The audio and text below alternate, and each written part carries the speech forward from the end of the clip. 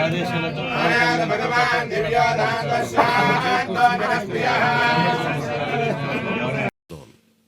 అది మనం చేసి చూపించాలి.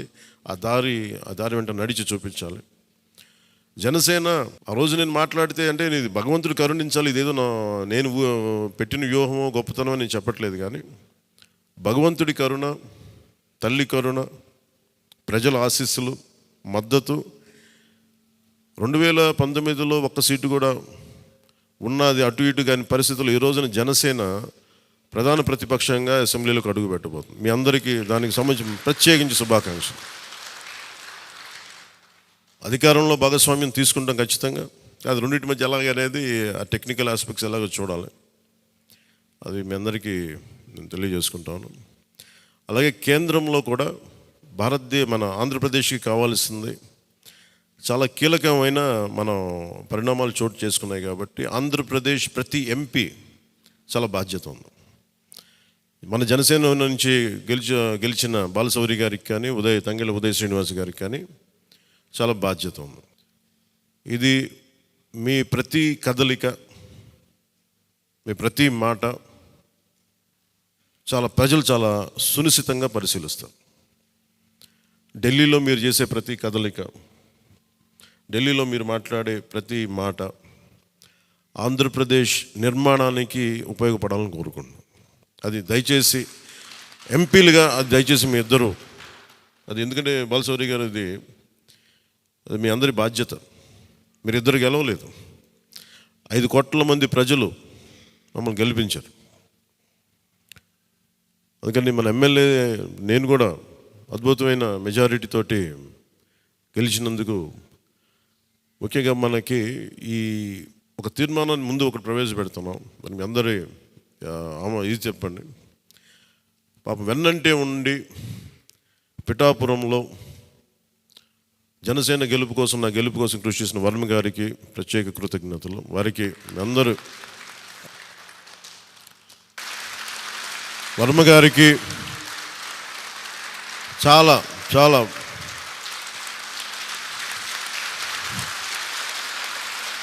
వర్మ గారా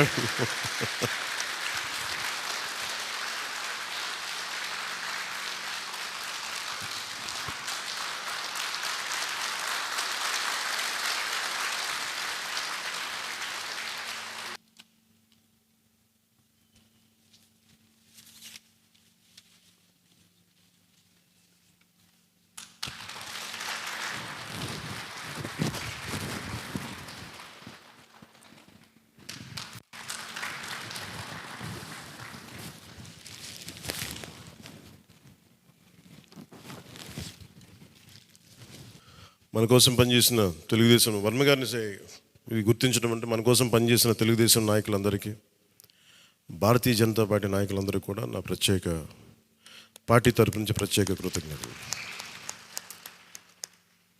అలాగే జన సైనికులకి ప్రత్యేకించి మీరు పడ్డ శ్రమ, కృషి మేము మర్చిపోలేం. మమ్మల్ని గుండెల్లో పెట్టి చూసుకుంటాం. మీ భవిష్యత్తు కానీ మీ బాధ్యత మీకు ఎలా ఉండాలనేది మేము గుండెలో పెట్టి చూసుకుంటాం. అలాగే మా ఆడపడుచులకి, వీర మహిళలకి, యువతులకి జనసేన కోసం మీరు పడ్డ శ్రమ మేము మర్చిపోలేం. మీ అందరికీ కూడా నా ప్రత్యేక ధన్యవాదాలు, కృతజ్ఞతలు. మీ శ్రమని, మీరు చేసిన ఈ కృషిని మేము మర్చిపోం. మీ ఆశయాలని మీరు దేనికోసమైతే పనిచేస్తారంటే ముందంటే తీసుకెళ్తాం. ఈ జనసేన కార్యాలయం ఇంకొద్ది రోజుల్లో ఫుల్ ఫ్లెడ్జ్డ్ ఫంక్షనింగ్ ఆఫీస్ అవ్వబోతుంది, రెడీ అవబోతూ ఉన్నది.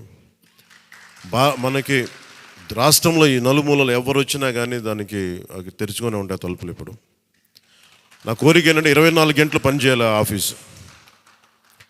అపరాత్రి అర్ధరాత్రి లేకుండా ఎవరికి ఏ సమస్య వచ్చినా అది ఉండేలా చాలా కష్టసాధ్యమైన విషయం. కష్టసాధ్యమైతే సాధించాం. ఈ రోజున దాన్ని కూడా సాధిస్తామని మీ అందరికీ తెలియజేసుకుంటూ నేను 6 ప్రత్యేకించి చెప్పాను. విద్య, వైద్యం, ఉపాధి, సాగునీరు, తాగునీరు, లా అండ్ ఆర్డర్. ఈ 6 అంశాల మీద మొదటి ప్రత్యేకమైన దృష్టి పెట్టి దీని మీద ముందు ప్రజలకి భరోసా కల్పించిన తర్వాత మిగతా అన్నిటి అంశాల మీద ముందుకు తీసుకెళ్దాం. అలాగే నేను ఢిల్లీ వెళ్తున్నాను ఇప్పుడు పిఎం గారిని ఎన్డీఏ మీటింగ్కి. వచ్చిన తర్వాత ఆ రోజు మనం ప్రత్యేకించి కూర్చోబెట్టి మీ అందరితోటి ఒక లెజిస్లేటివ్ పార్టీ మీటింగ్ని మనం కండక్ట్ చేద్దాం. సో ఆ ప్రక్రియ ఏం జరగాలో, ప్రజాస్వామ్య ప్రక్రియ ఏముందో దాని ప్రకారం ముందుకు చేద్దాం. అందుకని ఈరోజు జస్ట్ మిమ్మల్ని కలిసి మీకు అభినందనలు చెప్పాలనే నా ఉద్దేశం. అలాగే ఇంకో ముగ్గురు రావాల్సింది, కొనతల గారును మన లోక మాధవి గారు వీళ్ళు రావాలి, కొనతల రామకృష్ణ గారు. సో వారి కోసం వెయిట్ చేస్తా ఉన్నాం. వాళ్ళు దారిలో ఉన్నారని చెప్తాను. వారికి నేను వెళ్ళిపోయేలోపు వాళ్ళు వస్తే సంతోషం. లేదంటే నాబాబు గారు వారికి నా అభినందనలు తెలియజేయండి మీరు. ఇది చాలా కీలకమైన మనకి బాధ్యత. ఇది అంచెలంచెలుగా ప్రజల ఆకాంక్షల్ని నెరవేర్చే చాలా గొప్ప విలువైన ఒక అసెంబ్లీ స్థానాలు మనకి ఇచ్చారు. ఒక్క అసెంబ్లీ స్థానం ఇచ్చి ఇవ్వకపోయినా ఇంత దాకా పట్టుకొచ్చాం. ఈ రోజున 21 ఇచ్చారు మనకి. ఇది ఈ అందరూ అనుకున్నప్పుడు ఏమనుకున్నారు, భారతదేశంకి కీలకమైపోయింది ఆంధ్రప్రదేశ్ ఎన్నిక. ఎన్డీఏకి ఊతం ఇచ్చింది. అంటే మనం ఇది చిన్నది ఇది పెద్దదని లేదు. ఎప్పుడు ఏ సమయంలో అది కీలకంగా మారిపోతుంది. ఒకటే అవ్వచ్చు, ఇంతే అవ్వచ్చు, గోరంత అవ్వచ్చు, అది కొండంత అవ్వచ్చు.